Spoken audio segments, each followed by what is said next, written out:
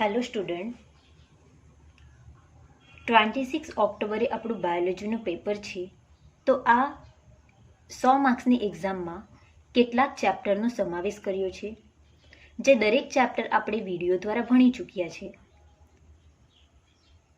પરંતુ એક્ઝામમાં કેવા પ્રકારના પ્રશ્નો પૂછાય, એટલે કે 2 માર્ક્સના પ્રશ્નો, 3 માર્ક્સના અને 4 માર્ક્સના કેવા પ્રકારના પ્રશ્નો પૂછાય અને દરેક પ્રશ્નમાં કઈ રીતે જવાબ લખવો, એ જાણવા માટે આપણે ફરી આજે એક્ઝામમાં પૂછવામાં આવશે એ દરેક ચેપ્ટરનું એકવાર રિવિઝન કરીશું. તો આપણે શરૂઆત કરીએ પ્રકરણ નંબર 1, સજીવોમાં પ્રજનન, એટલે કે રિપ્રોડક્શન ઇન ઓર્ગેનિઝમ. હવે પ્રકરણ નંબર 1 જે છે સજીવોમાં પ્રજનન, એમાં મુખ્ય 2 ટોપિકનો સમાવેશ થાય, એટલે કે અલિંગી પ્રજનન અને લિંગી પ્રજનન. તો સજીવોમાં પ્રજનન માટે સૌપ્રથમ તો આપણને પ્રજનન કોને કહેવાય એ જાણવું જરૂરી છે. તો પ્રજનન કોને કહેવાશે? દરેક સજીવ પોતાના જેવા જ સજીવ ઉત્પન્ન કરશે એને કહેવાશે પ્રજનન. હવે આ ચેપ્ટરમાંથી કેટલાક એમસીક્યુઝ પણ પૂછાઈ શકે છે. તો એમસીક્યુઝ જે છે એક ઇન્ટ્રોડક્શનમાંથી પણ આવી શકે છે. તો આપણે શરૂઆત કરીએ. જીવનકાળ કોને કહેવાશે, એટલે કે લાઈફ સ્પેન. તો બધા જ સજીવ ચોક્કસ સમય માટે જીવી શકે. સજીવના જન્મથી લઈ તેના કુદરતી મૃત્યુને આવડતો સમયગાળાને શું કહેવાશે? જીવનકાળ. એટલે કે એને ઇંગ્લિશમાં શું કહેવાશે? Life span. એટલે કે જ્યારથી સજીવ જન્મે ત્યારથી લઈને એનો મૃત્યુનો સમયગાળો, એટલે કે બાલ્યાવસ્થા, મુગ્ધાવસ્થા, તરુણાવસ્થા, વૃદ્ધાવસ્થા, ત્યાં સુધીનો જે સમયગાળો છે અને છેલ્લા આવશે મૃત્યુ. આ સમયગાળાને શું કહેવાશે? જીવનકાળ. એટલે કે દરેક સજીવને પોતાનું જીવનકાળ નિશ્ચિત હોય છે. એટલે કે આ પ્રકારે ઘણીવાર જીવનકાળ કોને કહેવાય એ આ રીતે પણ એમસીક્યુઝમાં પૂછાઈ શકે છે. આ ઉપરાંત કાગડો અને પોપટ કદમાં કોઈ ખાસ તફાવત નથી, તો છતાં પણ એમના જીવનકાળ વચ્ચે બહોળો તફાવત જોવા મળે છે. આવી જ રીતે આપણે પીપળાનું વૃક્ષ અને કેરીના વૃક્ષના જીવનકાળ પણ જુદો હોય છે. આ રીતે દરેક સજીવ જે છે એનો ચોક્કસ જીવનકાળ હોય છે. તો હવે જોઈએ પ્રજનનની વ્યાખ્યા. તો પ્રજનન એક એવી જૈવિક પ્રક્રિયા છે કે જેમાં પોતાને મળતી આવે એવી સંતતિ ઉત્પન્ન કરે અને આ સંતતિ વૃદ્ધિ પામે, પુખ્ત બને અને બદલામાં નવી સંતતિ ઉત્પન્ન કરે છે. આમ જન્મ, વૃદ્ધિ અને મૃત્યુ ચક્ર ચાલ્યા જ કરે છે. તો આ રીતે વ્યાખ્યા લખી શકાય છે. ત્યાર પછી પ્રજનનના પ્રકાર પૂછાઈ શકે. એક્ઝામમાં સવાલ પૂછાય કે પ્રજનનના પ્રકાર, પ્રજનન શું અને એના પ્રકાર સમજાવો. ત્યારે સૌપ્રથમ આપણે શું લખવાનું? એની વ્યાખ્યા લખવાની રહેશે અને ત્યાર પછી એના પ્રકાર. તો આપણને ખબર જ છે કે પ્રજનનના મુખ્ય 2 પ્રકાર છે, અલિંગી પ્રજનન અને લિંગી પ્રજનન. તો અલિંગી પ્રજનન કોને કહેવાશે? જ્યારે એક જ પિતૃમાંથી જન્યુઓના નિર્માણ થયા વગર સંતતિઓનું સર્જન થાય એને શું કહેવાશે? અલિંગી પ્રજનન અથવા તો અસેક્સ્યુઅલ રિપ્રોડક્શન તરીકે ઓળખવામાં આવે છે.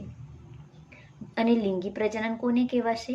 તો જ્યારે 2 પિતૃ એટલે કે વિરુદ્ધ જાતિના પ્રજનનની ક્રિયામાં ભાગ ભજવતા હોય, એમાં નર અને માદા જન્યુઓનું જોડાણ થતું હોય ત્યારે એને શું કહેવાશે? લિંગી પ્રજનન. તો આ રીતે પ્રજનનના મુખ્ય 2 પ્રકાર કયા? તો અલિંગી અને લિંગી પ્રજનન. અને ત્યાર પછી એની વ્યાખ્યા લખવાની રહેશે. હવે સવાલ પૂછાય કે અલિંગી પ્રજનન સમજાવો. આ ક્વેશ્ચન 2 માર્ક્સમાં પણ પૂછાઈ શકે છે, તો અથવા તો 3 માર્ક્સમાં પણ ઘણીવાર પૂછાય છે. ત્યારે આપણે એને ઉદાહરણ સહિત લખવાનું છે. સૌપ્રથમ તો આપણે એની વ્યાખ્યા લખવાની રહેશે કે આ પદ્ધતિમાં એક પિતૃ સંતતિ સર્જવાની ક્ષમતા ધરાવે છે. પરિણામે સર્જાતી નવી સંતતિ એકબીજાના જેવી જ નહીં, પરંતુ તેઓના પિતૃની આબેહૂત પ્રતિકૃતિ પણ હોય છે. એટલે કે જે સજીવ છે એમાંથી ઉદ્ભવેલો નવો સજીવ જે છે એ પિતૃને આબેહૂત મળતો આવે છે. ત્યારે આ પ્રકારના પ્રજનનને શું કહેવાશે?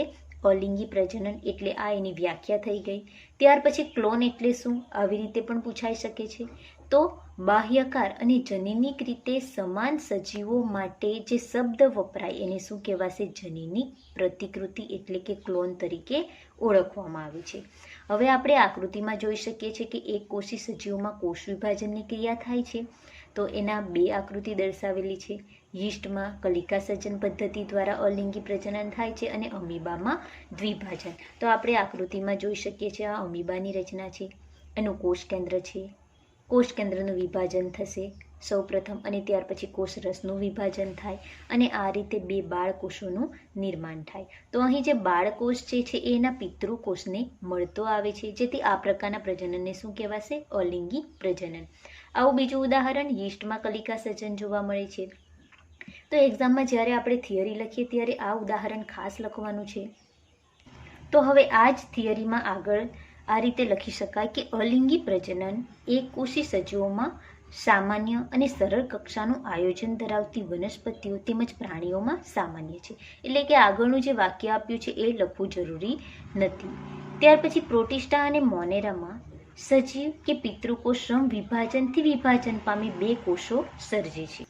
અને સજીવોમાં કોષ વિભાજન પોતે એક પ્રજનનનો પ્રકાર છે.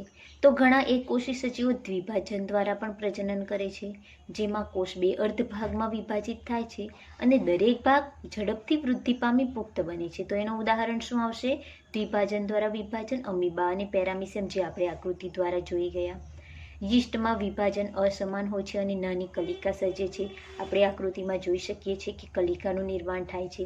તો આ જે કલિકા સર્જે છે પિતૃને મળતી જ આવે છે, જેથી આ અલિંગી પ્રજનન છે એમ કહી શકાય છે. એટલે કે યીસ્ટમાં શેના દ્વારા અલિંગી પ્રજનન થાય? તો કલિકા દ્વારા અલિંગી પ્રજનન થાય છે. તો આ કલિકા છેવટે છૂટી પડી નવા યીસ્ટ કોષોમાં પરિણમે છે અને એ પુખ્ત બને છે. ત્યાર પછી અલિંગી પ્રજનનમાં જ આપણે આગળ ઉદાહરણ લખવાના છે. પ્રતિકૂળ સંજોગોમાં અમીબા પોતાના ખોટા પગોને પાછા ખેંચી લે છે અને પોતાની આસપાસ મજબૂત ત્રિસ્તરીય કોષ્ઠનનો સ્ત્રાવ કરે છે. એટલે આ ક્રિયાને શું કહેવાશે? કોષ્ઠન કહેવાય છે. અને જ્યારે પરિસ્થિતિ પ્રાપ્ત થાય, અનુકૂળ પરિસ્થિતિ, ત્યારે કોષ્ઠન પામેલ અમીબા બહુભાજન પામે છે અને ઘણા સૂક્ષ્મ અમીબા કે કૂટપાદ્ય બીજાણુઓ સર્જે છે. તો આ રીતે અમીબાનું ઉદાહરણ પણ આપણે લખી શકીએ છીએ. તો એને આકૃતિ દ્વારા કઈ રીતે સમજી શકાય? તો આ અમીબા છે જે એના ખોટા પગો ધરાવે છે. આ થઈ ગયો એનું કોષ કેન્દ્ર, આ થઈ ગયા અમીબાના ખોટા પગ. તો પ્રતિકૂળ સંજોગો આવતા આ ખોટા પગ ગુમાવે છે અને ગોળાકાર રચના બનાવે છે. અને આ સ્તર જે બને છે કેવું છે? ત્રિસ્તરીય સ્તર છે. તો ત્યાર પછી અનુકૂળ સંજોગો પ્રાપ્ત થાય એટલે એના જે કોષ કેન્દ્ર છે એ વારંવાર વિભાજન થાય છે અને ઘણા બધા કોષ કેન્દ્રનું સર્જન થાય છે. ત્યાર પછી દરેક કોષ કેન્દ્રની ફરતે કોષરસ આવી જશે અને અમુક સંજોગો પછી પરિસ્થિતિ પ્રાપ્ત થાય એટલે આ જે કોષ્ટન છે એ તૂટે છે અને એમાંથી સ્વતંત્ર અમીબાનું નિર્માણ થાય છે. તો આ રીતે અમીબામાં અલિંગી પ્રજનનની ઘટના જોવા મળે છે. તો આ જે અલિંગી પ્રજનન છે આ ક્રિયાને શું કહેવાશે? બીજાણુ નિર્માણ કહેવાશે, એટલે કે સ્પોર્યુલેશન પદ્ધતિ કહેવાશે. તો આવું જ અલિંગી પ્રજનન જે છે કેટલીક ફૂગ અને લીલ સૃષ્ટિના સમુદાયમાં પણ જોવા મળે છે. તો આ રચનાઓ પૈકી ચલ બીજાણુઓ સર્વસામાન્ય છે, જે સૂક્ષ્મદર્શી ચલિત છે, અને બીજી અન્ય અલિંગી રચનાઓને કણી બીજાણુ દ્વારા ઓળખવામાં આવે છે. હવે ચલ બીજાણુ કોનામાં જોવા મળે છે? તો આ થઈ ગઈ આકૃતિ ક્લેમિડોમોનાસ. ક્લેમિડોમોનાસ જે છે એ પોતે કશા ધરાવે છે, જેથી એનો સમાવેશ ચલ બીજાણુમાં થાય છે. તો આ થઈ લીલ. લીલમાં અલિંગી પ્રજનન થાય એવું કહી શકાય છે. ત્યાર પછી કણી બીજાણુ શેમાં જોવા મળે? તો પેનિસિલિયમમાં કણી બીજાણુ જોવા મળે છે. એટલે કે આ ફૂગમાંથી ગોળાકાર રચના બને છે જે કશા ધરાવતી નથી. તો આ જે કણી બીજાણુ છે એ છૂટા થઈ જશે અને એમાંથી સ્વતંત્ર સજીવનું નિર્માણ થાય છે. ત્યાર પછી કલિકા દ્વારા અલિંગી પ્રજનન શેમાં જોવા મળે? તો હાઇડ્રામાં જોવા મળે. આપણે જોઈ શકીએ છીએ કે આ કલિકા છે જે છૂટી પડી સ્વતંત્ર હાઇડ્રાનું નિર્માણ કરે છે. અને અંતઃકલિકા, અંદરના ભાગમાં કલિકાનું સર્જન શેમાં જોવા મળે છે? તો વાદળીમાં અંતઃકલિકા દ્વારા કલિકા સર્જન જોવા મળે છે. તો આ રીતે સજીવોમાં, લીલ અને ફૂગમાં આપણે જોઈ શકીએ છીએ કે અલિંગી પ્રજનનની ઘટના જોવા મળે છે. ત્યાર પછી આ જ પ્રકારનું અલિંગી પ્રજનનનું બીજું ઉદાહરણ જોઈએ તો કેટલીક વનસ્પતિઓમાં પણ આ વાનસ્પતિક પ્રજનન તરીકે શબ્દ વપરાય છે. વનસ્પતિઓમાં જે અલિંગી પ્રજનન થાય છે એના માટે જે વપરાતા શબ્દને શું કહેવાશે? વાનસ્પતિક પ્રજનન. તો વાનસ્પતિક પ્રજનન ભૂસ્તારી, ગાંઠામૂળી, અધોભૂસ્તારી, ગ્રંથિલ, ભૂસ્તારિકા, કંદ વગેરે નવી સંતતિ સર્જવાની ક્ષમતા ધરાવે છે, જેને આપણે આકૃતિ દ્વારા પણ જોઈ શકીએ છીએ. તો આપણે જોઈ શકીએ છીએ કે બટાકામાં આંખની રચના છે, જે અંકુરિત આંખ કલિકાનું નિર્માણ થાય છે. આવી જ રીતે આપણે આદુમાં જોઈએ તો ગાંઠો કલિકા આંતરગૂઢ આગંતુક તંતુનું નિર્માણ થાય છે. તો આ પ્રકારે જે વાનસ્પતિક પ્રજનન જોવા મળે છે, આ વનસ્પતિમાં એક અલિંગી પ્રજનનનો જ પ્રકાર છે. તો આવી જ રીતે અલિંગી પ્રજનનમાં બીજા ઉદાહરણ જોઈએ તો આકૃતિ સીમાં આપણે જોઈ શકીએ છીએ કે રામબાણ. તો રામબાણમાં પ્રકલિકા દ્વારા અલિંગી પ્રજનન થાય છે. પાનફૂટીમાં પર્ણની કિનારી પર આગંતુક કલિકાનું સર્જન થાય છે અને જળકુંભીમાં ભૂસ્તારિકા દ્વારા વાનસ્પતિક પ્રજનન થાય છે. તો મિત્રો, આ જે ઉદાહરણ છે એ આપણે એક્ઝામમાં ખાસ લખવાના છે. જો અલિંગી પ્રજનન સમજાવો, આવી રીતે એક સવાલ પૂછાય 3 માર્ક્સમાં, તો આપણે ઉદાહરણ ખાસ લખવાના છે અને એમાં આકૃતિ દોરવી જરૂરી નથી. અલિંગી પ્રજનનના બીજા ઉદાહરણ જોઈએ તો કેટલાક સજીવોમાં સજીવ દેહ અલગ ભાગો કે ટુકડાઓમાં તૂટીને વિભાજિત થાય છે અને દરેક ટુકડો પુખ્ત પ્રાણીઓમાં ફેરવાય છે અને સંતતિ સર્જવાની ક્ષમતા ધરાવે. તો એનું ઉદાહરણ કયું? હાઇડ્રા. આ પણ અલિંગી પ્રજનનનો એક પ્રકાર છે અને છેવટે અવખંડન કહેવાય છે. તો અહીં સુધી આ થિયરી આપણે લખી શકીએ છીએ. ત્યાર પછી જે પેરેગ્રાફ છે એમાં એ MCQs માટે મોસ્ટ ઇમ્પોર્ટન્ટ છે. જળાશયોનો સાપ શું કહેવાશે? Terror of Bengal. એના વિશે આપણે સાંભળ્યું જ છે. તે કંઈ જ નથી પણ સ્થગિત પાણીમાં ઉગતી જળકુંભી, મોટાભાગના અતિક્રમણ પામતા નીંદણ પૈકી એક છે. તે પાણીનું ઓટું દૂર કરે છે, જેના કારણે માછલીઓ મૃત્યુ પામે છે. એટલે કે આ જે જળકુંભી છે, ટેરર ઓફ બેંગાલ તરીકે ઓળખવામાં આવે છે અથવા તો જળાશયનો સાપ તરીકે પણ ઓળખવામાં આવે છે. તો આ વનસ્પતિ એટલા ઝડપથી વિકાસ પામે છે કે એના કારણે એનું એટલું બધું પ્રમાણ વધી જાય છે પાણીમાં કે એ બધો જ પાણીમાંનો ઓટું જે છે એ વાપરી નાખે છે અને એના કારણે માછલીઓ જે છે એને ઓક્સિજન મળતો નથી અને માછલીઓ મૃત્યુ પામે છે. ત્યાર પછી આપણે અલિંગી પ્રજનનના બીજા અન્ય ઉદાહરણ જોઈએ તો બટાકાના ગ્રંથિ પર કલિકા એટલે કે એને આંખ તરીકે ઓળખવામાં આવે છે. બટાકાની આંખ તરીકે ઓળખવામાં આવે છે. કેળ અને આદુમાં ગાંઠામૂળી જોવા મળે છે. તો આ જે વનસ્પતિ છે એને જો કાળજીપૂર્વક ઉછેરવામાં આવે તો એના રૂપાંતરિત પ્રકાંડોમાં રહેલી ગાંઠમાંથી નવા છોડનું સર્જન થાય છે અને આ જે ગાંઠ છે એને એ ભીની જમીન કે માટીના સંપર્કમાં આવે છે ત્યારે એમાંથી નવા છોડનું સર્જન થાય છે. તો આવું જ વાનસ્પતિક પ્રજનન આપણે પાનફૂટીમાં પણ જોઈ શકીએ છીએ. તો પાનફૂટીની પર્ણની કિનારીમાં રહેલી આવી ખાંચોમાંથી અસ્થાનિક કલિકાઓનું નિર્માણ થાય છે. તો આ જે અલિંગી પ્રજનન છે એ કેટલાક સરળ કક્ષાનું આયોજન ધરાવતા સજીવો કયા? તો લીલ અને ફૂગ. ખાસ યાદ રાખજો કે સરળ કક્ષાનું આયોજન ધરાવતા સજીવો લીલ અને ફૂગ જે છે એમાં અલિંગી પ્રજનન છે એ સર્વ સામાન્ય પદ્ધતિ છે અને જ્યારે પ્રતિકૂળ પરિસ્થિતિ સર્જાય એટલે તેઓ લિંગી પ્રજનન દર્શાવે છે. તો આ પ્રકારે જે પ્રજનનની ઘટના છે એ ઉચ્ચ કક્ષાની વનસ્પતિઓ દ્વારા અલિંગી એટલે કે વાનસ્પતિ. યાદ રાખજો કે વનસ્પતિઓ માટે જે શબ્દ વપરાય એને શું કહેવાશે? વાનસ્પતિક પ્રજનન તેમજ લિંગી પ્રજનન દર્શાવવામાં આવે છે. જ્યારે બીજી બાજુ મોટાભાગના પ્રાણીઓમાં માત્ર લિંગી પ્રજનન જ જોવા મળે છે. તો આ રીતે આપણે અલિંગી પ્રજનન જે છે એ ઉદાહરણ દ્વારા થિયરી એક્ઝામમાં ખાસ લખવાનું રહેશે અને યોગ્ય રીતે લખવાનું રહેશે. જો આ પેરેગ્રાફમાં સવાલ આપેલા છે એ સવાલ આપણે લખવાના નથી. ત્યાર પછી લિંગી પ્રજનન સમજાવો અથવા તો સેક્સ્યુઅલ રિપ્રોડક્શન. આવો સવાલ પૂછાય લિંગી પ્રજનન ત્યારે સૌપ્રથમ આપણે એની વ્યાખ્યા લખવાની રહેશે કે લિંગી પ્રજનનમાં એક પિતૃ અથવા તો બે વિરુદ્ધ જાતિના વ્યક્તિગત સજીવો નર અને માદા જન્યુઓનું નિર્માણ કરે અને આ જન્યુઓ જોડાઈને યુગ્મનનું નિર્માણ કરે જે નવા સજીવમાં પરિણમે છે. હવે આપણને ખબર છે કે લિંગી પ્રજનનની ઘટનામાં બે અલગ અલગ જન્યુ એટલે કે નરજન્યુ અને માદા જન્યુ ભેગા થાય છે અને શેનું નિર્માણ થાય? યુગ્મનજનું નિર્માણ થાય છે અને આ યુગ્મનજમાંથી નવા સજીવનું જે નિર્માણ થાય તો આ પ્રકારે જે સજીવ ઉદ્ભવે છે એને શું કહેવાશે? લિંગી પ્રજનન. તો એક્ઝામમાં સૌપ્રથમ આપણે આ રીતે વ્યાખ્યા લખવાની રહેશે. અલિંગી પ્રજનનની સાપેક્ષે એક વિસ્તૃત, જટિલ અને ધીમી પ્રક્રિયા છે. લિંગી પ્રજનન જે છે અલિંગી પ્રજનન કરતાં કેવી છે? વિસ્તૃત છે, જટિલ અને ધીમી છે. નર અને માદા જન્યુઓના જોડાણને કારણે લિંગી પ્રજનનને પરિણામે ઉત્પન્ન થતી સંતતિ પિતૃ પેઢીને અથવા તો એકબીજાને મળતી આવતી નથી, કારણ કે લિંગી પ્રજનનની ઘટનામાં બંને જન્યુઓ અલગ અલગ સજીવના હોય છે, જેના કારણે પિતૃને મળી આવતી નથી. હવે વિવિધ સજીવો જેવા કે વનસ્પતિઓ, પ્રાણીઓ અને ફૂગનો અભ્યાસ દર્શાવે કે તેઓ બાહ્યકાર વિદ્યા, અંતઃસંરચના અને દેહધર્મ વિદ્યામાં જુદાપણું ધરાવે છે. જ્યારે લિંગી પ્રજનન પદ્ધતિ માટે આશ્ચર્યની વાત એ છે કે તેઓ આ બાબતે સરખાપણું ધરાવે છે.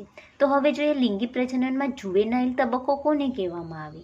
તો બધા સજીવો લિંગી પ્રજનન કરે તે પહેલાં તેમના જીવનમાં વૃદ્ધિ અને પરિપક્વતાના નિશ્ચિત તબક્કે પહોંચે છે. વૃદ્ધિના આ સમયગાળાને જુવેનાઇલ તબક્કો કહેવાય છે. અને વનસ્પતિમાં જો આ તબક્કો ઉદ્ભવે તો એને શું કહેવાશે? વાનસ્પતિક તબક્કો તરીકે ઓળખવામાં આવે, એટલે કે વેજીટેટિવ ફેઝ તરીકે ઓળખવામાં આવે. વિવિધ સજીવોમાં તેનો સમયગાળો જુદો જુદો હોય છે, એટલે કે આ જે જુવેનાઇલ તબક્કાની વ્યાખ્યા છે, વાનસ્પતિક તબક્કો અને જુવેનાઇલ તબક્કો, એ 2 માર્ક્સ માટે મોસ્ટ ઇમ્પોર્ટન્ટ છે. અને આ પેરેગ્રાફને આપણે લિંગી પ્રજનનના સવાલમાં પણ જવાબ લખી શકીએ.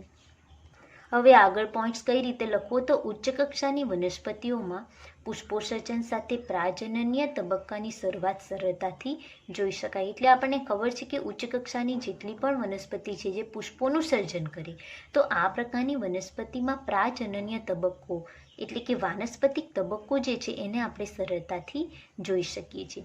ત્યાર પછી જે સવાલ છે એ આપણે લખવાના નથી. ત્યાર પછી આપણે લિંગી પ્રજનનમાં એક વર્ષાયુ અને દ્વિવર્ષાયુ વનસ્પતિઓ વિશે જોઈશું. તો એક વર્ષીય અને દ્વિવર્ષીય પ્રકારની વનસ્પતિઓમાં વાનસ્પતિક પ્રાજનની અને જીર્ણ અવસ્થાઓ સ્પષ્ટપણે જોવા મળે છે, ખાસ યાદ રાખજો. પરંતુ બહુવર્ષાયુ વનસ્પતિઓમાં આ અવસ્થાઓમાં તે સ્પષ્ટપણે વ્યાખ્યાયિત કરવી અઘરી છે. હવે તો એક વર્ષાયુ અને દ્વિવર્ષાયુ કોને કહેવાય? તો કેટલીક એવી વનસ્પતિ હોય છે જે વર્ષમાં ફક્ત એક જ વખત ફળનું પુષ્પોત્સર્જન કરે છે અને ફળ નિર્માણ કરે છે. એનું ઉદાહરણ લઈએ તો આંબો જે છે એ એક વર્ષાયુ કહેવાય. આ ઉપરાંત કેટલાક દ્વિવર્ષાયુ વનસ્પતિ, તો કેટલીક એવી વનસ્પતિ હોય જે વર્ષમાં 2 વાર પુષ્પોત્સર્જન કરે અને ફળનું નિર્માણ કરે, ત્યારે એને શું કહેવાશે? દ્વિવર્ષાયુ વનસ્પતિ. પરંતુ કેટલીક બહુવર્ષાયુ વનસ્પતિઓમાં આ અવસ્થાઓને સ્પષ્ટ રીતે વ્યાખ્યાયિત કરવી અઘરી છે. કેટલીક વનસ્પતિઓ પુષ્પોત્સર્જનની અસમાન પ્રક્રિયા દર્શાવે છે, એટલે કે અલગ અલગ વનસ્પતિમાં પુષ્પોદ્ભવનો સમયગાળો જુદો જુદો હોય છે. જેમ કે વાંસ જાતિની વનસ્પતિ પોતાના જીવનકાળ દરમિયાન ફક્ત એક જ વખત પુષ્પોત્સર્જન દાખવે છે. મોસ્ટ ઇમ્પોર્ટન્ટ છે આ ક્વેશ્ચન નીટ એક્ઝામ માટે, ગુજસેટ માટે અને બોર્ડ એક્ઝામ માટે. વાંસ જે છે એ પોતાના જીવનકાળ દરમિયાન ફક્ત એક જ વખત પુષ્પો ઉદ્ભવે છે, એટલે કે સામાન્ય રીતે 50 થી 100 વર્ષ બાદ મોટી સંખ્યામાં ફળ સર્જે છે અને પછી એ મૃત્યુ પામે છે. આવું જ બીજું ઉદાહરણ જોઈએ તો અન્ય વનસ્પતિ જેવી કે સ્ટ્રોબિલેન્થસ કુન્થિયાના, જેનું ગુજરાતી નામ શું છે? નીલકુરંજિત. આ વનસ્પતિ દર 12 વર્ષે એક વખત પુષ્પો સર્જે છે. અને આ વનસ્પતિનો પુષ્પોત્સર્જનનો સમયગાળો કેટલો છે? તો સપ્ટેમ્બરથી ઓક્ટોબર. ખાસ યાદ રાખજો એક્ઝામ માટે. તો આ વનસ્પતિ સપ્ટેમ્બરથી ઓક્ટોબર દરમિયાન પુષ્પોત્સર્જન કરે છે અને 2006માં પુષ્પોત્સર્જન છેલ્લી વખત થયું હતું. અને તેમના પુષ્પોના સમૂહો એ કેરળ, તમિલનાડુ અને કર્ણાટકના પર્વતીય પ્રદેશોમાં વાદળી પટ્ટો બનાવ્યો હતો અને મોટી સંખ્યામાં પર્યટકો આકર્ષ્યા હતા. તો આ પણ ખાસ લખવાનું છે આપણે થિયરીમાં. અને આ જે છે એ ખાસ યાદ રાખવાનું છે, નીટ એક્ઝામ માટે પણ મોસ્ટ ઇમ્પોર્ટન્ટ છે. તો આ રીતે દરેક સજીવોમાં જે છે એમાં પ્રાજનનિક તબક્કોની અવધિ જુદી જુદી હોય છે. વનસ્પતિ હોય, પ્રાણી હોય કે અન્ય સજીવ હોય, એનામાં જે પ્રાજનનિક તબક્કો જે છે એની અવધિ, સમયગાળો જુદો જુદો હોય છે. તો હવે લિંગી પ્રજનનમાં જ આપણે આગળ થિયરી જોઈએ, પ્રાજનની તબક્કો. તો જરાયુ ધરાવતા માદા સસ્તનનો પ્રાજનનિક તબક્કા દરમિયાન અંડપિંડ અને સહાયક ગ્રંથિઓ તેમજ અંતઃસ્ત્રાવોની પ્રવૃત્તિમાં ચક્રીય ફેરફાર દર્શાવે છે. એટલે કે જે પણ સજીવ જરાયુ ધરાવતા હોય, જરાયુ અને સ્તન ગ્રંથિ ધરાવતા સસ્તનો, એટલે કે દરેક સસ્તનો જે છે એના પ્રાજનનિક તબક્કા દરમિયાન એનું જે અંડપિંડ હોય અને એની જે સહાયક ગ્રંથિ હોય એ અંતઃસ્ત્રાવોની પ્રકૃતિમાં ચક્રીય ફેરફાર, એટલે કે એના અંડપિંડમાં જે અંતઃસ્ત્રાવ ઉદ્ભવે એમાં ફેરફાર જોવા મળે અને એની જે સહાયક ગ્રંથિ છે એના અંતઃસ્ત્રાવની પ્રવૃત્તિમાં ફેરફાર જોવા મળે છે. તો ગાય, ઘેટા, ઉંદર, હરણ, કૂતરા અને વાઘ, ખાસ યાદ રાખજો આ. તો આ જે પ્રાઇમેટ ન હોય, આ વગેરે જેવા પ્રાઇમેટ ન હોય તેવા સસ્તનોમાં પ્રજનન દરમિયાન જોવા મળતા આવા ચક્રીય ફેરફારને શું કહેવાશે? ઋતુકીય ઋતુચક્ર, એટલે કે ઓસ્ટ્રચ સાયકલ. જે પ્રાઇમેટ ન હોય એનામાં જે અંડપિંડ અને સહાયક ગ્રંથિના અંતઃસ્ત્રાવોમાં જે ચક્રીય ફેરફાર જોવા મળે આ પ્રકારના પ્રાજનનિક તબક્કાને શું કહેવાશે? ઋતુકીય ઋતુચક્ર. જ્યારે પ્રાઇમેટ એટલે કે વાંદરા, એપ અને મનુષ્યમાં તેને માસિક ઋતુચક્ર કહેવાય છે. ઘણા સસ્તનો, ખાસ કરીને જેઓ કુદરતમાં જંગલી પરિસ્થિતિમાં વસે છે, તેઓમાં આ ચક્ર માત્ર તેમના પ્રાજનનિક તબક્કાના સાનુકૂળ ઋતુ દરમિયાન જ જોવા મળે છે અને આથી તેઓને શું કહેવાશે? ઋતુકીય સંવર્ધનો. ખાસ યાદ રાખજો, ઋતુકીય ઋતુચક્ર, માસિક ઋતુચક્ર અને ઋતુકીય સંવર્ધનો, આ ઉપરાંત સતત સંવર્ધકો, આ ખાસ યાદ રાખવાનું છે. તો મિત્રો, પહેલાં આપણે કયું જોયું? ઋતુકીય ઋતુચક્ર એ શેમાં જોવા મળે? પ્રાઇમેટ ન હોય તેવા સજીવો જેવા કે ગાય, ઘેટા, ઉંદર, હરણ, કૂતરા અને વાઘ, જેનામાં અંડપિંડ અને સહાયક ગ્રંથિમાં જે અંતઃસ્ત્રાવોની પ્રવૃત્તિમાં ચક્રીય ફેરફાર થાય એને ઋતુકીય ઋતુચક્ર. આ ઉપરાંત પ્રાઇમેટ જે હોય જેવા કે વાંદરા, એપ અને મનુષ્ય, એમાં શું જોવા મળશે? માસિક ઋતુચક્ર. આ ઉપરાંત કેટલાક જંગલી પરિસ્થિતિમાં વસતા સજીવો જે સાનુકૂળ ઋતુ દરમિયાન, એટલે કે ચોક્કસ પ્રકારની ઋતુ દરમિયાન જ એનામાં પ્રાજનનિક તબક્કામાં ફેરફાર થાય એને શું કહેવાશે? ઋતુકીય સંવર્ધકો. અને જે સજીવો, ઘણા સસ્તનો એવા હોય કે તેમના સમગ્ર પ્રાજનનિક તબક્કા દરમિયાન પ્રજનન માટે સક્રિય હોય, આથી તેઓને શું કહેવાશે? સતત સંવર્ધકો. તો આ 4 વ્યાખ્યા આપણે ખાસ યાદ રાખવાની છે: ઋતુકીય ઋતુચક્ર, માસિક ઋતુચક્ર, ઋતુકીય સંવર્ધકો અને સતત સંવર્ધકો. ત્યાર પછી દરેક સજીવનું મૃત્યુ નિશ્ચિત છે, એટલે કે દરેક સજીવ વૃદ્ધ થશે અને મૃત્યુ પામશે. તો પ્રાજનનિક તબક્કાનો અંત એ જીર્ણતા કે વૃદ્ધ વય માટેના એક પરિમાપન તરીકે લઈ શકાય છે. જીવનકાળના અંતિમ તબક્કામાં શરીરમાં આનુષંગિક ફેરફારો થાય છે અને આ રીતે વૃદ્ધત્વ અને મૃત્યુ તરફ દોરી જાય છે. તો દરેક વનસ્પતિ અને પ્રાણીઓ બંનેમાં 3 તબક્કાઓ વચ્ચે સંક્રાંતિ માટેના અંતઃસ્ત્રાવો જવાબદાર છે. અંતઃસ્ત્રાવો ચોક્કસ પર્યાવરણીય પરિબળો વચ્ચેની આંતરક્રિયા, પ્રજનનની પ્રક્રિયાને નિયંત્રિત કરે છે અને સજીવોની વર્તણૂકીય અભિવ્યક્તિને સાંકળે છે. તો આ રીતે અંતઃસ્ત્રાવ જે છે એનું કાર્ય પણ લખવું જરૂરી છે. તો અહીં સુધી આપણે લિંગી પ્રજનનની ઘટના જે છે, લિંગી પ્રજનન થિયરી જે છે એ આપણે લખી શકીએ છીએ, જેમાં આપણે જે મુદ્દાઓ એટલે કે સવાલનો સમાવેશ કર્યો છે એ સવાલ લખવાના નથી. ત્યાર પછી આગળ સવાલ પૂછાય કે લિંગી પ્રજનનમાં થતી ઘટના સમજાવો, અને આ સવાલ 4 માર્ક્સમાં પણ પૂછાઈ શકે છે. તો આપણને ખબર છે કે લિંગી પ્રજનન કોને કહેવાશે? તો 2 અલગ અલગ જન્યુ જોડાશે, યુગ્મનજ બનશે, ભ્રૂણજનન થશે અને એમાંથી સંપૂર્ણ સજીવનું નિર્માણ થાય. તો આ લિંગી પ્રજનનની લાક્ષણિકતા માટે 3 તબક્કામાં એને વહેંચવામાં આવેલી છે: પૂર્વફલન ઘટના, ફલન ઘટના અને પશ્વફલન ઘટના. તો આપણે શરૂઆત કરીએ પૂર્વફલન ઘટના. પૂર્વફલન ઘટના જે છે એમાં મુખ્ય 2 ઘટનાઓનો સમાવેશ કરવામાં આવે છે: જન્યુજનન અને જન્યુઓનું વહન. તો શરૂઆત કરીએ જન્યુજનન. જન્યુજનન કોને કહેવાશે? તો જન્યુજનન જે છે એ જન્યુઓના નિર્માણની ક્રિયા છે અને આ દરમિયાન 2 પ્રકારના જન્યુ ઉદ્ભવે છે. કયા? તો નર અને માદા જન્યુ. તો આ બંને જન્યુ કેવા હોય? તો એકકીય હોય છે. કેટલીક લીલમાં બંને જન્યુઓ દેખાવામાં સરખા હોય, જેથી તેઓ નર અને માદા જન્યુ જુદા જુદા તારવી શકાતા નથી. તો આપણે આકૃતિમાં જોઈ શકીએ છીએ ક્લામિડોમોનાસ લીલ છે, એના જન્યુને આપણે નર કે માદામાં અલગ તારવી શકતા નથી. તો આ પ્રકારના જન્યુને શું કહેવાશે? સમજન્યુ તરીકે ઓળખવામાં આવે છે. અથવા તો કેટલાક સજીવો એવા હોય છે કે જે બાહ્યકાર દ્રષ્ટિએ અલગ હોય છે અને દેખાવામાં પણ અલગ હોય છે. તો આ પ્રકારના જન્યુને શું કહેવાશે? વિષમ જન્યુ તરીકે ઓળખવામાં આવે છે. ઉદાહરણ આપણે જોઈએ તો મનુષ્ય ફ્યુકસ લીલનું ઉદાહરણ છે, જેમાં વિષમજન્યુ જોવા મળે છે. આ જે છે અંડકોષ છે અને આ જે છે એટલે કે આ માદાજન્યુ છે જે મોટો છે અને આ છે નરજન્યુ છે જે નાનો છે. અને બીજું ઉદાહરણ વિષમજન્યુનું જોઈએ તો મનુષ્યનો અંડકોષ અને માદાજન્યુ અને શુક્રકોષ જે છે એ નરજન્યુ. તો બંને બાહ્યકાર અને જનીનિક રીતે અલગ હોય, જેથી એને શું કહેવાશે? વિષમજન્યુ. તો આ થઈ ગયું પૂર્વફલન ઘટનામાં જન્યુજનન. હવે જોઈએ જન્યુ વહન. એ પહેલાં આપણે જોઈ લઈએ કે જન્યુજનનમાં જન્યુનું નિર્માણ કઈ રીતે થાય, એટલે કે જન્યુ નિર્માણ દરમિયાન કોષ વિભાજનની ઘટના કયા સજીવોમાં કઈ રીતે થતી જોવા મળે. તો આ જ થિયરીમાં સજીવોમાં જાતીયતા દર્શાવેલું છે.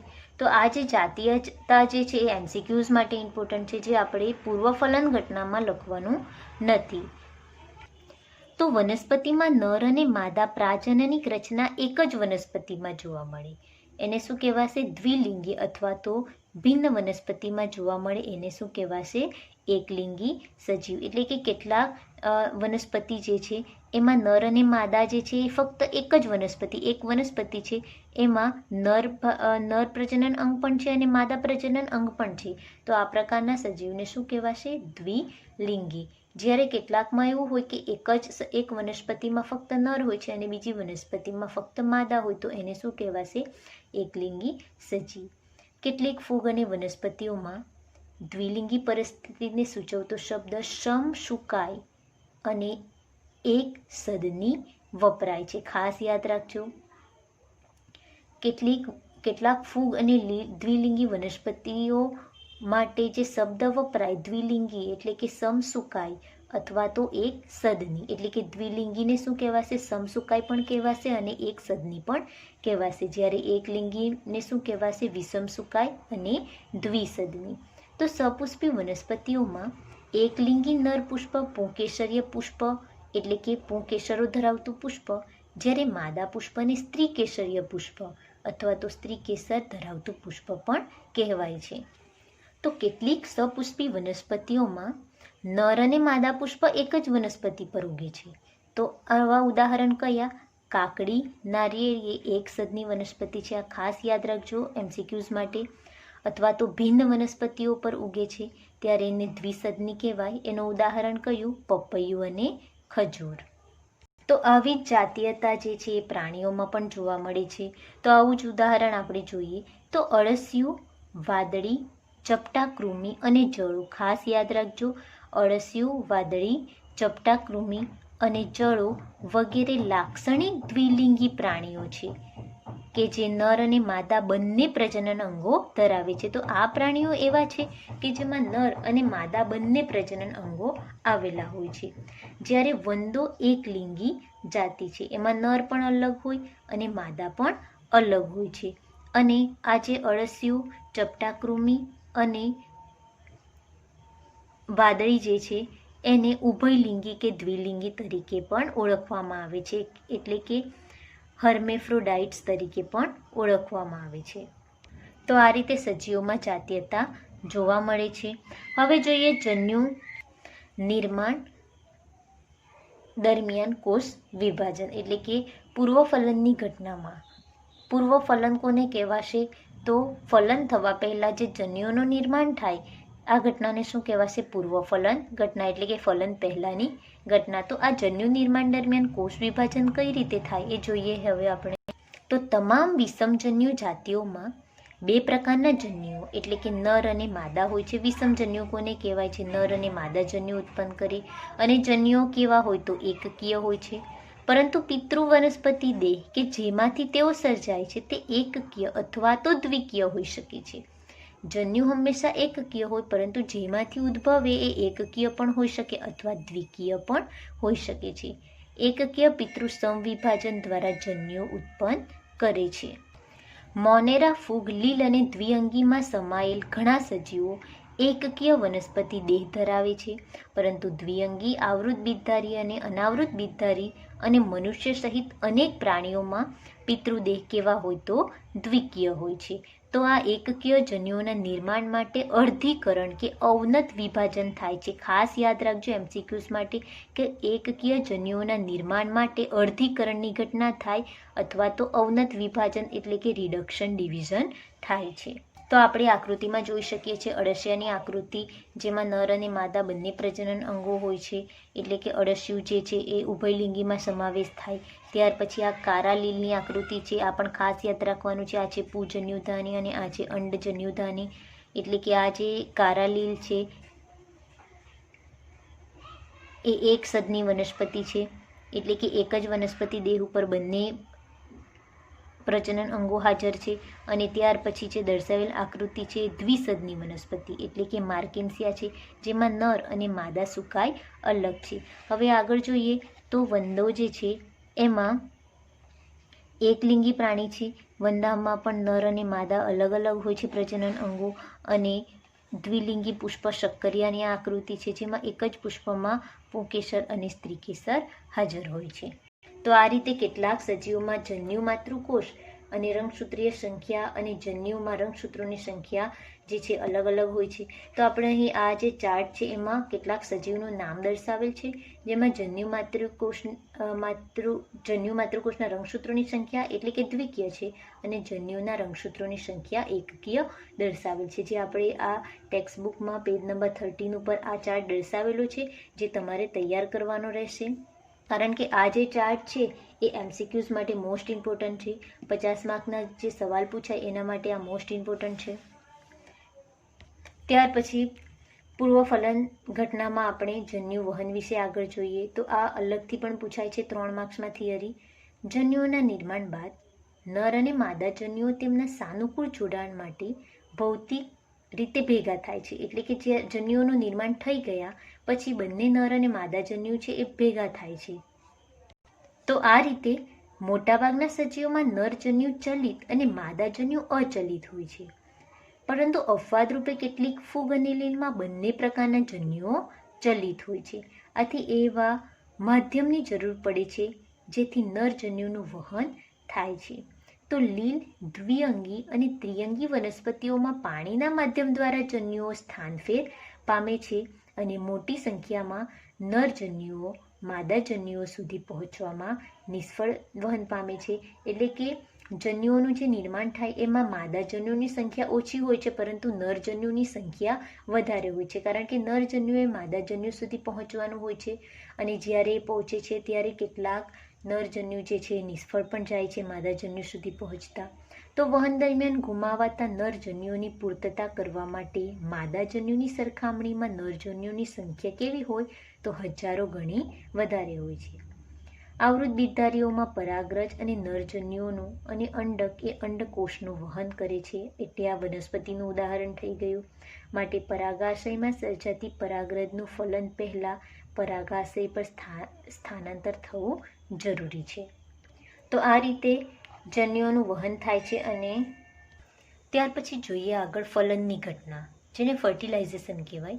આ સવાલ પણ 3 માર્ક્સમાં પૂછાય. હવે ફલન કોને કહેવાશે? તો આપણે પૂર્વફલન ઘટનામાં જોઈ ગયા કે જન્યુઓનું નિર્માણ થાય છે, ત્યાર પછી જન્યુઓનું વહન થાય છે.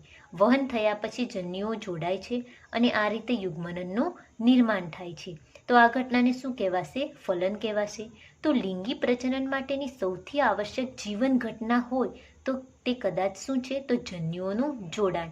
અને આ પ્રક્રિયાને શું કહેવાશે? જન્યુ યુગ્મન અથવા તો સીનગામી કહેવાશે. અને એના પરિણામે દ્વિકીય યુગ્મન જ એટલે કે ડિપ્લોઇડ ઝાયગોટ સર્જાય છે. કઈ રીતે? તો જન્યુ હંમેશા એકકીય હોય છે અને જોડાઈ પછી એ યુગ્મનનનું નિર્માણ કરે અને એ દ્વિકીય બની જાય છે. ફલન પણ આ પ્રક્રિયા માટે વપરાતો એક શબ્દ છે. એટલે કે યુગ્મનનનું જે જોડાણ થાય એને બીજા કયા શબ્દ દ્વારા ઓળખવામાં આવે તો ફલન. જન્યુ યુગ્મનન અને ફલન એકબીજા સાથે વપરાતા રૂપાંતરિત શબ્દો છે. પરંતુ કેટલાક સજીવો એવા હોય છે જેવા કે રોટિફર્સ, મધમાખી અને કેટલીક ગરોળી તથા પક્ષીઓ વગેરેમાં માદા જન્યુ ફલન વગર વિકાસ પામી નવો સજીવ બનાવે છે. એટલે કે ફલનની ઘટના થતી જ નથી, જન્યુઓ જોડાતા જ નથી અને એમાંથી નવા સજીવનું નિર્માણ થાય. તો આ ઘટનાને શું કહેવાશે? અસંયોગી જનન અથવા તો પાર્થેનોજેનેસિસ. અને આ અફલિત અંડકોષમાંથી ઉદ્ભવે છે.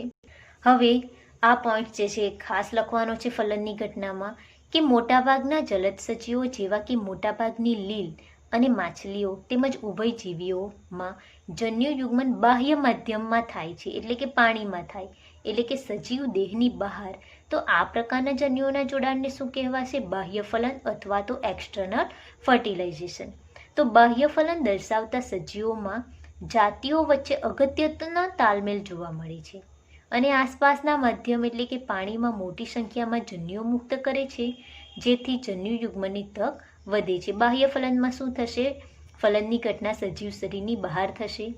અસ્થિ મત્સ્ય એટલે કે બોનીફિશ અને દેડકામાં મોટી સંખ્યામાં આ રીતે સંતતિ સર્જાય છે અને એના કારણે એના કેટલાક ગેરફાયદા પણ છે કે સંતતિઓ ભક્ષકો દ્વારા નાશ પામવાની સંભાવના ખૂબ જ વધી જાય છે અને આમ તેઓને પુખ્તતા સુધી પહોંચતા પહેલાં ભયજનક પરિસ્થિતિમાંથી પસાર થવું પડે છે. એટલે કે આ બાહ્ય ફલનમાં શું થશે? ઉદાહરણ જોઈએ તો દેડકો જે છે એમાં માદા દેડકા ઈંડા મૂકી જશે અને ત્યાર પછી નર દેડકા દ્વારા એના ઉપર શુક્રકોષોનો ત્યાગ થશે. ત્યારે આમાંથી કેટલાક શુક્રકોષો જે નાશ પામશે અને કેટલાક એને ફલિત કરશે અને આ રીતે યુગ્મનનનું નિર્માણ થાય. હવે યુગ્મનનનું નિર્માણ તો થાય, પરંતુ ભ્રૂણજનન સુધી પહોંચતા એને કેટલાક અવરોધો નડે છે. માની લો કે કોઈ માછલી આવીને એને ખાઈ જશે અથવા તો કેટલાક ભૌતિક પરિબળો, પાણીનો પ્રવાહ વધી જાય. તો આ રીતે બાહ્ય ફલન દ્વારા ભયજનક સ્થિતિમાંથી સજીવોને પસાર થવું પડે છે. અને ઘણા સ્થલજ સજીવો જેવા કે ફૂગ, ઉચ્ચ પ્રાણીઓ જેવા કે સરીસૃપ, વિહગ, સસ્તન અને મોટાભાગની વનસ્પતિઓ જેવી કે દ્વિઅંગી, ત્રિઅંગી, અનાવૃત બીજધારી અને આવૃત બીજધારીમાં સજીવ દેહની અંદર જન્યુયુગ્મન થાય છે. તેથી આ પ્રક્રિયાને શું કહેવાશે? અંતઃફલન એટલે કે ઇન્ટરનલ ફર્ટિલાઇઝેશન. તો આ બધા સજીવોમાં અંડકોષ માદા દેહની અંદર સર્જાય છે, જ્યાં તેઓનું નરજન્યુ સાથે જોડાણ થાય છે. અંતઃફલન દર્શાવતા સજીવોમાં નરજન્યુ ચલિત હોય છે અને જોડાણ માટે અંડકોષ સુધી પહોંચે છે અને અહીં મોટી સંખ્યામાં શુક્રકોષો સર્જાય છે, પરંતુ તેની સામે સર્જાતા અંડકોષોની સંખ્યા ઘણી ઓછી હોય છે. બીજધારી વનસ્પતિઓમાં અચલિત નરજન્યુઓ પરાગનલિકો દ્વારા માદા સુધી વહન પામે છે. તો આ રીતે ફલનની ઘટનામાં અંતઃફલન અને બાહ્ય ફલન જે છે એ લખવું ખાસ જરૂરી છે અને એ પણ ઉદાહરણ સાથે. ત્યાર પછી આપણે જોઈએ કે લિંગી પ્રજનનની ત્રીજી ઘટના અને છેલ્લી ઘટના તો પશ્વફલન ઘટના. પશ્વફલન કોને કહેવાશે? તો યુગ્મન જ પછીની જે ઘટના છે એને પશ્વફલન કહેવાય, જેમાં યુગ્મનજ અને ભ્રૂણજનન આમ બે ઘટનાનો સમાવેશ થાય છે. લિંગી પ્રજનનની ઘટનામાં પહેલી કઈ જોઈએ આપણે? તો પૂર્વફલન ઘટના, જેમાં જન્યુજનન અને જન્યુઓનું વહન થાય છે. ત્યાર પછી ફલનની ઘટના અને ત્યાર પછી આવશે પશ્વફલન ઘટના. ફલનની ઘટનામાં યુગ્મનજ બનશે અને પશ્વફલનમાં યુગ્મનજ અને ભ્રૂણજનનની ઘટના. તો આપણે જોઈએ હવે યુગ્મનજ. તો આ જે સવાલ છે એ પણ 3 માર્ક્સમાં પૂછાય કે પશ્વફલન ઘટના સમજાવો. હવે લિંગી પ્રજનન દર્શાવતા બધા સજીવોમાં યુગ્મનનનું નિર્માણ થવું એ એક સાર્વત્રિક ઘટના છે. જે સજીવોમાં બાહ્ય ફલન થાય છે તેઓમાં યુગ્મનનનું નિર્માણ બાહ્ય માધ્યમમાં થાય, એટલે કે પાણીમાં થાય, જ્યારે અંતઃફલન દર્શાવતા સજીવોમાં યુગ્મનનનું નિર્માણ સજીવ દેહની અંદર થાય છે. હવે લીલ અને ફૂગ જેવા સજીવોમાં યુગ્મનજ જાડી દિવાલ વિકસાવે છે, જે શુષ્કતા અને નુકસાન સામે પ્રતિકાર કરે છે અને તે અંકુરણ પામતા પહેલા વિરામના સમયગાળામાંથી પસાર થાય છે. એકવિધ જીવનચક્ર ધરાવતા સજીવોમાં યુગ્મનજ અર્ધીકરણ દ્વારા એકકીય બીજાણુઓ સર્જે છે, જે એકકીય સજીવમાં વૃદ્ધિ પામે છે. અને છેલ્લે કયો પોઈન્ટ્સ લખી શકાય? તો યુગ્મનજ એ એક પેઢીથી બીજી પેઢીના સજીવો વચ્ચે સાતત્ય જાળવતી જીવંત કડી છે. માનવ સહિતના બધા જ લિંગી પ્રજનન દર્શાવતા સજીવોનું જીવનચક્ર એક જ કોષ તરીકે યુગ્મનથી શરૂ થાય છે. તો આ રીતે સજીવોમાં પશ્વફલનની ઘટનામાં યુગ્મનનું નિર્માણ થાય, જેમાં કેટલાક સજીવોમાં સજીવ દેહની અંદરના ભાગે થાય છે અને કેટલાકમાં સજીવ દેહની બહારના ભાગ. ત્યાર પછી આપણે આગળ જોઈએ કે પશ્વફલન ઘટનામાં ભ્રૂણજનન એટલે કે એમ્બ્રિયોજેનેસિસ. તો ભ્રૂણજનન એ યુગ્મનજમાંથી ભ્રૂણના વિકાસની પ્રક્રિયા છે. ભ્રૂણના જનન દરમિયાન યુગ્મનજ કોષ વિભાજન એટલે કે સંભાજન અને કોષ વિભેદન પામે. સૌપ્રથમ શું થશે કે કોષ વિભાજનની ઘટના થાય, ત્યાર પછી કોષ વિભેદન. કોષ વિભાજનથી વિકાસ પામતા ભ્રૂણમાં કોષોની સંખ્યામાં વધારો થાય છે, જ્યારે કોષ વિભેદન દરમિયાન કોષોના સમૂહો કેટલાક રૂપાંતરણોમાંથી પસાર થઈ વિશિષ્ટ પેશીઓ અને અંગો રચી સજીવનું નિર્માણ કરે છે. એટલે આપણને ખબર છે કે યુગ્મનજ બની ગયા પછી એમાંથી ભ્રૂણજનન થાય છે, એટલે કે ભ્રૂણનો વિકાસ થાય. તો ભ્રૂણનો વિકાસ કઈ રીતે થાય? તો સૌપ્રથમ કોષ વિભાજન થાય અને ત્યાર પછી કોષ વિભેદન, એટલે કે કોષ વિભેદનમાં પેશીનું નિર્માણ થાય, ત્યાર પછી અંગોનું નિર્માણ થાય. હવે આપણે ઉદાહરણ જોઈએ ભ્રૂણજનનના. તો પ્રાણીઓમાં તેમના યુગ્મનનો વિકાસ માદા દેહની બહાર થાય છે કે અંદર, તેના આધારે એના બે પ્રકાર છે. મોસ્ટ ઇમ્પોર્ટન્ટ છે, ભ્રૂણજનનમાં આ પોઈન્ટ્સ લખવું ખૂબ જ જરૂરી છે. અંડપ્રસવી અને અપત્ય પ્રસવી. અંડપ્રસવી એટલે કે ઓવિપોરસ અને અપત્ય પ્રસવી એટલે કે વિવિપોરસ.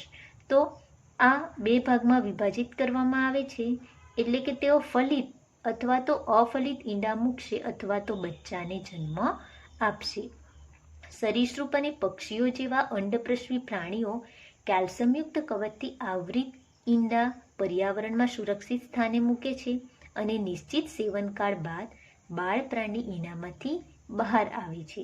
હવે અંડપ્રસવી, એમાં ખાસ યાદ રાખવાનું, અંડ એટલે કે ઈંડા મૂકી, જેમાં યુગ્મનનો વિકાસ સજીવ શરીરની બહાર થાય, અને અપત્ય એટલે કે યુગ્મનનો વિકાસ સજીવ શરીરની અંદરના ભાગમાં થાય. અંડપ્રસવી એટલે કે પક્ષીઓ યાદ રાખવાનું, જે ઈંડા મૂકશે અને એમાંથી સજીવનું નિર્માણ થાય, અને અપત્ય પ્રસવી એટલે કે સસ્તન, જેમાં ગર્ભનું નિર્માણ સજીવ દેહની અંદર જ થાય છે. હવે બીજી તરફ અપત્ય પ્રસવી પ્રાણી જેવા કે મનુષ્ય સહિતના સસ્તનમાં માદા સજીવના દેહમાં યુગ્મનજમાંથી તરુણ સજીવ વિકાસ પામે છે અને વૃદ્ધિની કેટલીક અવસ્થાઓમાંથી પસાર થયા બાદ તરુણ સંતતિ માદા દેહની બહાર પ્રસરણ પામે છે અને યોગ્ય ભ્રૂણીય કાળજી અને રક્ષણને કારણે તરુણની ઉત્તરજીવિતતાની તકો અપ્રત્યપ્રસવી સજીવોમાં વધુ જોવા મળે છે. કારણ કે અંડપ્રસવીમાં શું થશે, ભ્રૂણનો વિકાસ સજીવ દેહની બહાર થાય છે, ઈંડામાંથી થાય, એટલે એનો નાશ થવાની શક્યતા સૌથી વધારે હોય છે. જ્યારે અપત્ય પ્રસવીમાં શું થશે, તો એની કાળજી સજીવ દેહની અંદર થાય છે, જેથી એમની ઉત્તરજીવિતતા વધુ હોવાની શક્યતા છે. હવે આપણે બીજું ઉદાહરણ જોઈએ ભ્રૂણજનનનું, તો વનસ્પતિઓમાં જોઈએ. તો સપુષ્પી વનસ્પતિઓમાં, એટલે કે 2 માર્ક્સમાં થિયરી પૂછાય કે વનસ્પતિઓમાં ભ્રૂણજનનની ઘટના અથવા તો પશ્વફલન ઘટના દર્શાવો. તો સપુષ્પી વનસ્પતિઓમાં યુગ્મનનો વિકાસ અંડકમાં થાય છે અને ફલન બાદ પુષ્પના વજ્રપત્રો, દલપત્રો અને પુંકેસરો કરમાઈને ખરી પડે છે. કયા ભાગ ખરી પડે છે? તો વજ્રપત્ર, દલપત્ર અને પુંકેસર. જ્યારે ફક્ત વનસ્પતિમાં સ્ત્રીકેસર જ જોડાયેલું હોય છે. યુગ્મનનો વિકાસ ભ્રૂણમાં અને અંડકનો વિકાસ બીજમાં થાય છે. બીજાશયનો વિકાસ ફળમાં થાય. ખાસ યાદ રાખજો, યુગ્મનનો વિકાસ ભ્રૂણમાં અને અંડકનો વિકાસ બીજમાં થાય અને બીજાશયનો વિકાસ ફળમાં થાય, અને એમાં જાડી દિવાલ વિકસે છે, જેને ફલાવરણ એટલે કે પેરિકાર્પ કહેવાય, જે કાર્યાત્મક રીતે રક્ષણાત્મક છે, જેને આપણે આકૃતિ દ્વારા જોઈ શકીએ. કેટલાક ફળ કે બીજ, જેમાં એસ એટલે કે સીડ કહેવાશે, અને સીડ એટલે કે બીજ, અને પી એટલે કે પેરિકાર્પ એટલે કે ફલાવરણ. તો આ ભાગ જે છે રક્ષણાત્મક ભાગ છે, એને પેરિકાર્પ, અને આ છે સીડ.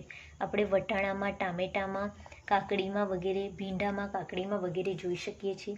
તો વિકિરણ બાદ બીજ અનુકૂળ પરિસ્થિતિમાં અંકુરણ પામીને નવી વનસ્પતિ સર્જે છે.